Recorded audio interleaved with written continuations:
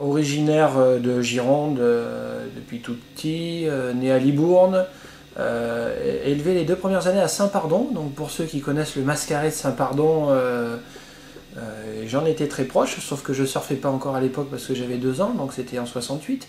Je suis arrivé dans le Médoc grâce à une maison de vacances de mes parents en début des années 80, exactement. Rappelons que le Médoc va quand même jusqu'au Porge, pour ceux qui l'auraient oublié. Donc ça fait quand même une sacrée côte, avec des sacrées vagues quand ça veut bien marcher. Et depuis 80, bah, ça a été ma passion, même si derrière je me suis éclaté après à faire...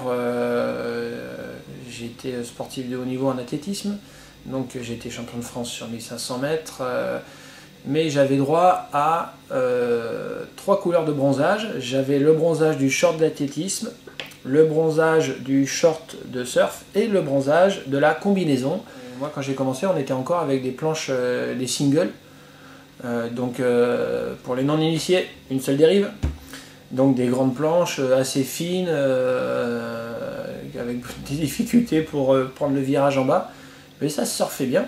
Et d'ailleurs, petite histoire, à cette époque-là, dans les années 80, on estimait qu'il fallait commencer par le single et pas passer au tri-fine trop tôt, parce qu'on développait un style et on appelle ça aussi le flow, c'est-à-dire une aisance sur la vague et quelque chose d'un peu coulé, et ça ferait marrer tout le monde maintenant parce que les gamins dès l'âge de 5 ans, 6 ans maintenant ils sont avec des trifines, donc, mais bon à l'époque on découvrait.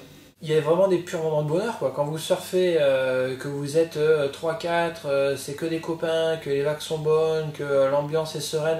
Moi je suis très sensible à ça, après c'est des personnalités intrinsèques à chacun, mais moi j'adore ça, et que en plus vous avez un banc de dauphins qui passe derrière.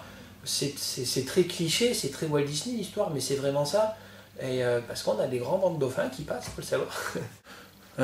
On a beaucoup d'élèves dans nos écoles qui angoissent. Bon, ils vont angoisser pour la méduse, ils vont angoisser pour cet océan, parce que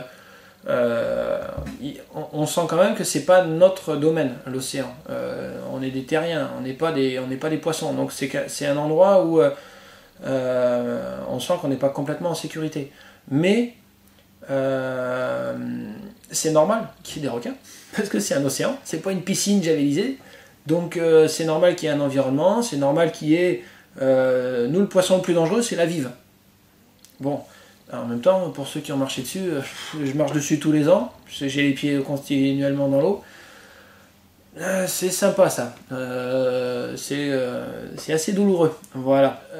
Mon premier engagement dans la partie a été dans le surf en fait, puisque au départ je travaillais, donc je travaillais, j'avais un emploi dans la grande distribution, et du coup j'étais bénévole en surf, donc j'étais président de l'association locale, je me suis investi dans le comité de Gironde sur ça. Et après, ça a donné quelques ramifications dans différentes réunions. C'est-à-dire, c'est la société civile. C'est comment le surf peut prendre sa place. J'avais vraiment besoin de ça, hein. Encore une fois, ça étonne beaucoup de gens des fois, parce que quand on explique ce qu'est un bénévole, les avantages qu'il y a et les inconvénients, on se demande comment on peut être bénévole, franchement.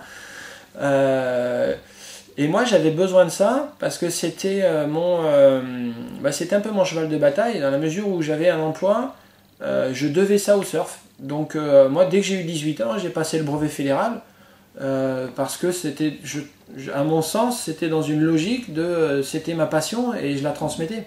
Mais j'ai surtout senti qu'au niveau des écoles de surf, on rencontre maintenant des gens qui viennent essayer le surf, qui encore il y a 5 ans nous auraient dit c'est pas pour moi. Je me le sens pas, c'est un sport d'initié, c'est un peu compliqué, ça a l'air très sportif, l'océan c'est dangereux, et on voit vraiment des gens qui n'y étaient pas sensibles avant et qui viennent essayer. Donc j'ai des gens de 60 ans qui viennent essayer du surf. J'ai les parents avec les enfants, j'ai des tout petits. Et ça, pour un mec qui est passionné comme moi, et qui du coup a trouvé son équilibre en travaillant dans sa passion, quand je parle d'équilibre, c'est équilibre de vie, hein, pas équilibre financier, parce que les écoles de surf, on travaille beaucoup pendant 2 mois. ça vous fait pas vivre pendant 12 mois, hein. Faut pas croire